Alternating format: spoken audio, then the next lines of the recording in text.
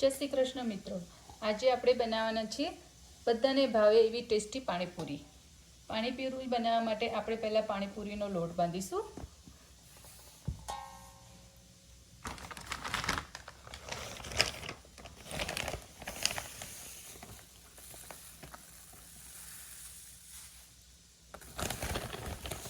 પાણીપુરીનો લોટ બનાવવા માટે આપણે ઓનલી સોજીનો ઉપયોગ કરીશું.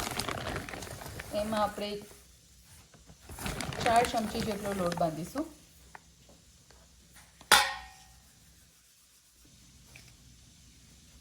એમાં આપણે મીઠું એડ કરીશું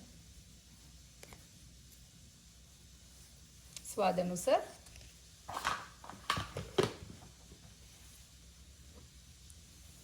પાણીપુરીનો લોટ બાંધવા માટે આપણે ઓનલી મીઠું અને પાણીનો જ ઉપયોગ કરીશું અને સોજી. જો તમારા જોડે નાની સોજી હોય તો તમે નાની અને મોટી સોજી મિક્સ કરી શકો છો.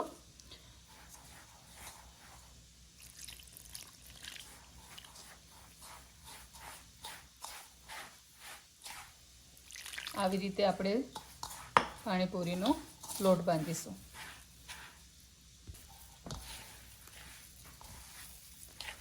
હજી થોડું પાણી એડ કરીશું. સોજી છે એ પાણી વધારે પીવે, એટલે આપણે આ રીતે લોટ થાય ત્યાં તે રીતનું પાણી રાખીશું એની અંદર.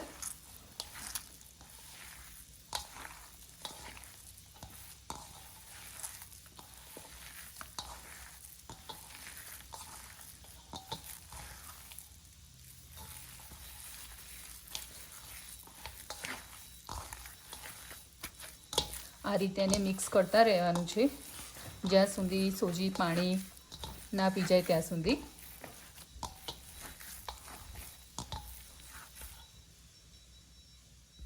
તમે જોઈ રહ્યા છો કે લોટ પાણી બધું પી ગયું છે. હજી આપણે થોડું પાણી નાખીને એને થોડો મસળીશું.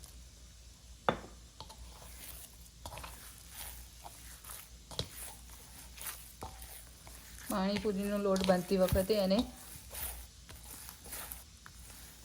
પ્રોપર મસળશો તો તમારી પાણીપુરી સોફ્ટ બનશે.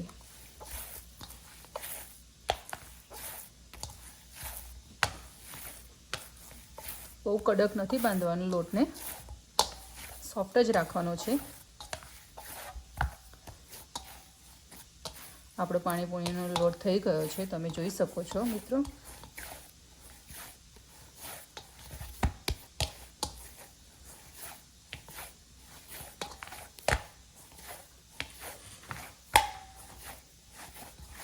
હવે આપણે એને ઢાંકીને મૂકી દઈશું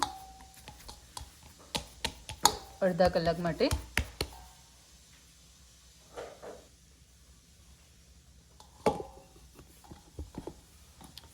આપણે એને અડધા કલાક માટે ઢાંકીને રહેવા દઈશું.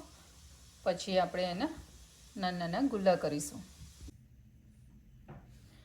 હવે આપણે અડધો કલાક થઈ ગયો છે. હવે આપણે લોટને ચેક કરી લઈશું. યસ, પૂરીનો લોટ રેડી થઈ ગયો છે. પૂરી ને આપણે નાના નાના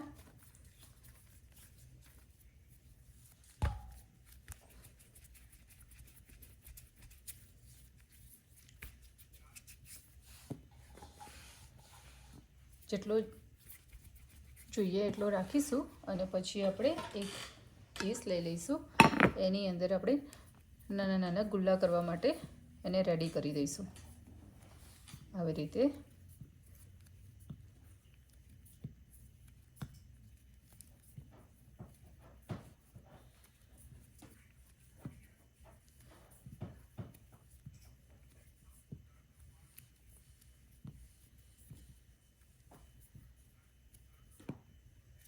રેડી થઈ જાય એટલે આપણે આવી રીતે નાના નાના ગુલ્લા કરીશું,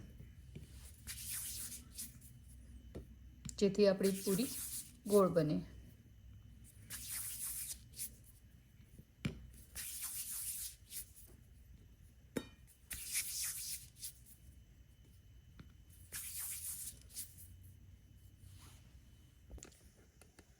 જોઈ રહ્યા છો મિત્રો, આપણે પાણીપુરીના ગુલ્લા બનીને રેડી થઈ ગયા છે.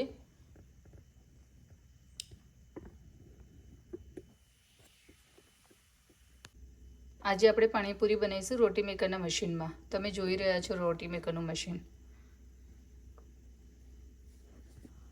તમે જોઈ રહ્યા છો મિત્રો, અત્યારે આપણે મશીનને ગરમ કરવા મૂકી દીધું છે. મશીન ગરમ થઈ જશે પછી આપણે ચાલુ કરીશું પૂરી કરવાનું. ત્યાં સુધી આપણે મશીનને ગરમ કરવા દઈએ. કે આપણું મશીન ગરમ થઈ ગયું છે. હવે આપણે પૂરીને દબાવીશું.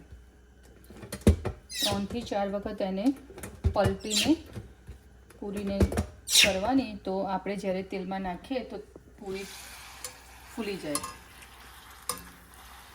તમે જોઈ શકો છો કે પૂરી કેવી ફૂલી જાય છે. સેમ થિંગ આપણે એવી રીતે જ બીજી પૂરી પણ કરીશું અને એ રીતે જ બધી જ પૂરી આપણે કરતા રહીશું કે જેથી આપણી પૂરી ફૂલી જાય.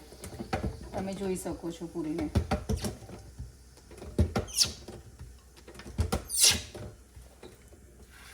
કેવી મસ્ત ફૂલી રહી છે.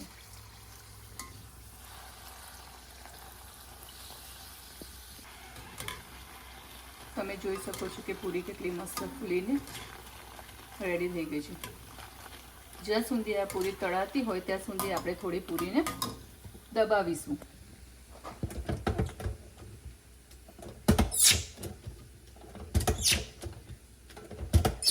દબાઈને આપણે સાઈડમાં મૂકતા રહીશું.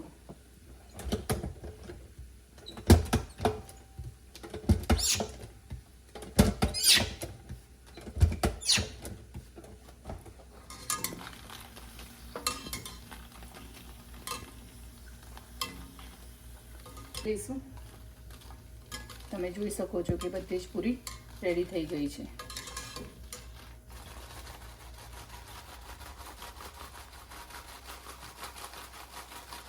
જોઈ શકો છો કે કેવો અવાજ આવી રહ્યો છે, ક્રિસ્પી.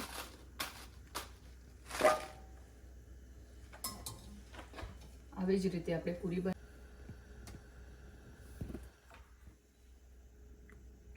હવે મિત્રો આપણે બીજી થાળી ચાલુ કરી છે. હવે એક થાળીમાંથી આટલી પૂરી બની છે. તમે જોઈ શકો છો કે પૂરી કેટલી ક્રિસ્પી અને ક્રન્ચી દેખાય છે.